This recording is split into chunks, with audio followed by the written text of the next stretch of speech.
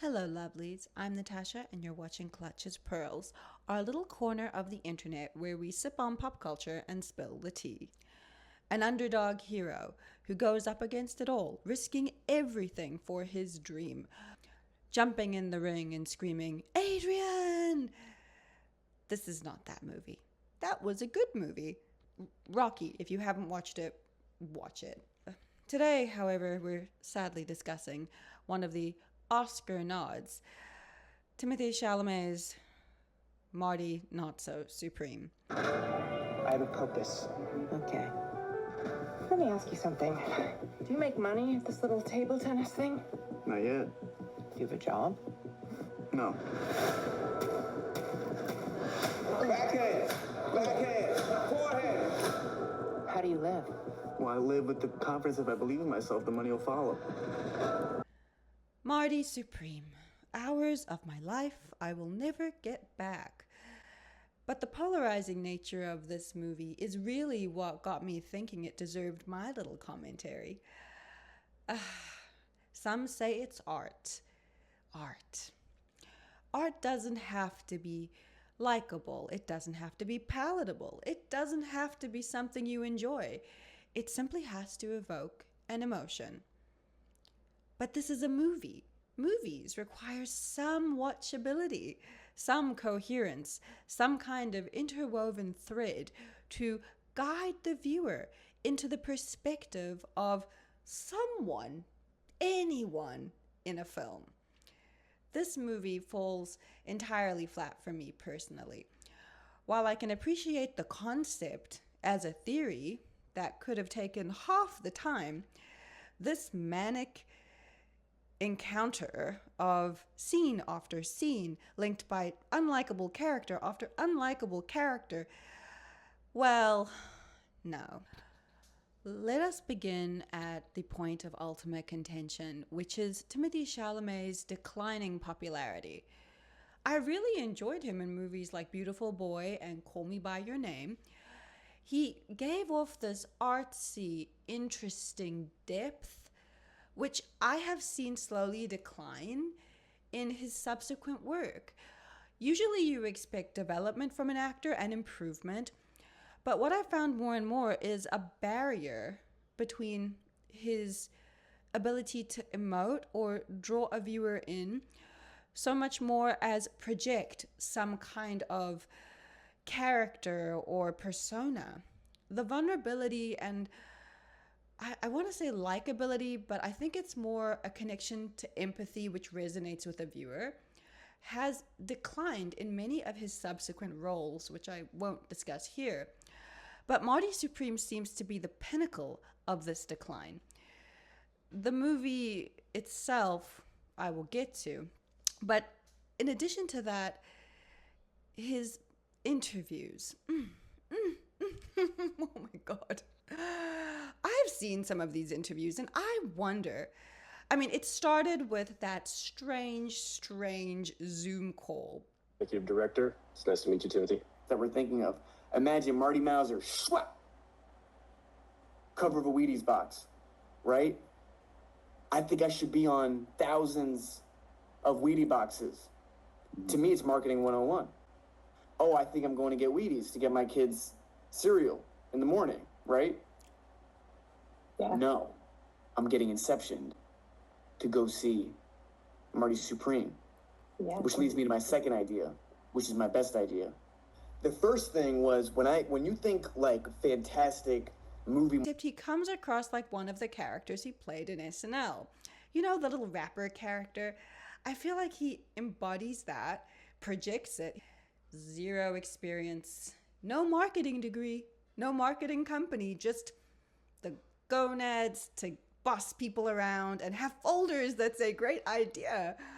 I don't know about you, but I would hesitate to trust anybody with a number of folders labeled great idea. Although good for him for the confidence. Sure. Anyway, so there's that. Coupled with some of his strange press junket tour footage, which I've seen. Sometimes you gotta call things as it is, as they are, and not tiptoe. Especially as you get older. I'm about to be 30. I want to look back on my interviews when I'm fried and mentally anguished in my 60s and look back at my interviews in my late 20s and go, man, I don't want people to take for granted. I don't want to take for granted. This is really some top level shit. It just makes you feel like he's not a very likable character. Um, he talks about how this is his best work, and of course we all promote our work and say it's the best. Well, maybe not quite as enthusiastically as he does, but you know. Anyway, so that coupled with him dating a Kardashian, branding of the Kardashians is so strong. It is such a powerhouse of pop culture. But that said, the marketing of those two brands could really clash. But you know, you love who you love, and I don't question love. I do question the things coming out of his mouth, though. For that, he is accountable, as he says. He's almost 30. Which brings me to the movie. Spoilers coming from biggest problems with the movie. Let's get into it. Number 1, tone. Now, movies like Rocky, where an underdog is set to overcome, a little bit of unlikability or imperfection is desirable in a character. You want to see them lose their temper or have frustrating moments because that makes them human. It makes you pull into the storyline and want to see what happens. Marty Supreme has one tone: manic, mania, high energy at every single point. A lack of tone throughout the movie makes it very difficult to engage with. It kind of leaves you exhausted halfway through. You watch it and you feel as though at some point they should slow down so you can pause, reflect, internalize. There's a serious loss of the concept of human psychology and what it actually takes in terms of time and engagement to interact with your character, which is what you want. A piece of art, fine, but a movie with a character that you're rooting for might also help your cause. Just a thought. My second problem with the movie: unlikable characters. Marty's girlfriend, Marty, even sort of Gwyneth Paltrow to a certain degree, although thank God Gwyneth keeps to her upper echelon stereotype, right? She doesn't deviate too far that you even have a chance to like her. Whereas Marty Supreme really goes hard at trying to infuse the idea that doing anything to get where you want will create some kind of character connection. Marty does a lot of deplorable things. He's cruel to his mother. He treats his lover like... He uses Gwyneth Paltrow. He's pushy. He's rude. He's difficult. We want to say genius, but really pipsqueak with a huge set of insecurities. Narcissist even, perhaps, if you really want to go down that road. But there's nothing redeeming about the character. There are no moments where you pause and go, I understand, I get it, I relate, which make Marty's grievances and many indiscretions seem validated or justified. There's no justification for Marty. Even at the end where he apologizes, it's all pretty self-serving. This in a lead character is quite dangerous. They make the character flat, dimensionless, tone deaf, cruel, narcissistic, and in all this, at some point, you're supposed to be excited about his ping pong ability. I just think there was a real gap in the thinking of what another person would like to engage with, or how you want to deliver the message. Because what is that message? Be a jerk and get what you want and be happy about it? I'm not sure we've really thought this through. And don't get me started on the girlfriend. Cheating on her husband, lying about being assaulted, ransoming a dog that they kidnap and abandon, potentially blow up. I mean, special place in hell for people that treat dogs badly, right?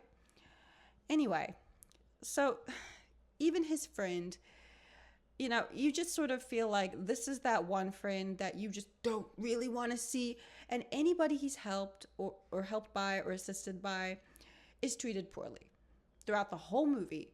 At no point is this a likable journey. At no point is this something you feel good about watching. And yes, fair enough. Wolf of Wall Street, a character that did many, many bad things. It was interesting. You had moments of high impact, high charge acting, which draw you in. That was not a likable character, but it was well done because there was a light, fun air to the way it was achieved, right? So, in theory, this story and the method that they're using don't necessarily mesh. Now, another real problem I have with this movie is the way it portrays and treats women. Sidekicks, financial sugar mamas. Are we calling them that now? Is that what we're using? Is that the term? I mean, Timothy is effectively trying to rob his sugar mama of her necklace. Yeah, and I would just like a moment to pause and say, in the moment where you see Gwyneth holding him in the car,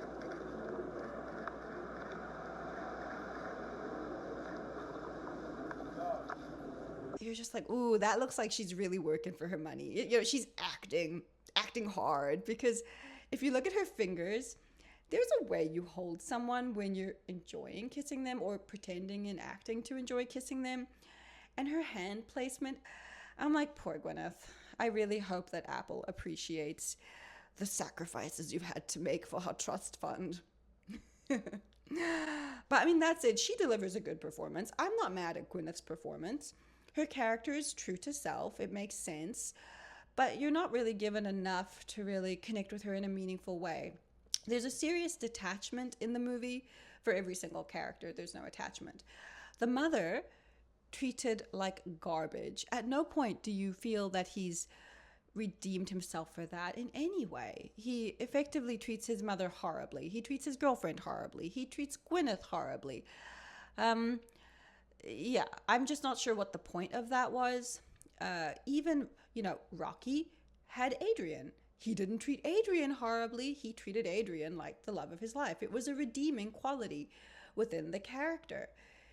So while you can have a fight for everything movie, I mean, even Wolf of Wall Street, Leonardo DiCaprio loved his wife for the time she was there with her long legs.